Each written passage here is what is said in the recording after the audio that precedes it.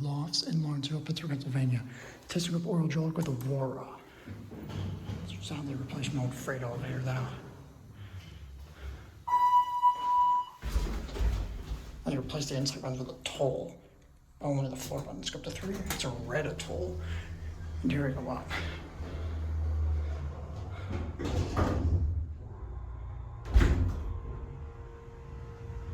I thought this was a Signifier. I thought this was way newer.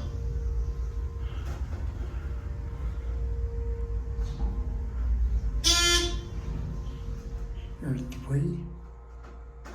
Little creak. Pretty quick one. Back on 1.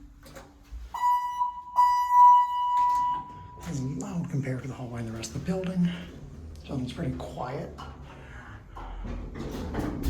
It's a basic Thyssenkrupp laminate cab. It's like a slightly taller cab, but not by much.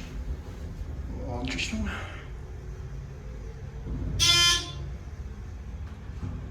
Here, back on 1.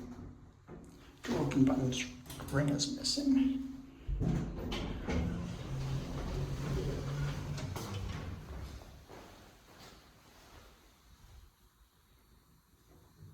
Charcoals is nothing yet.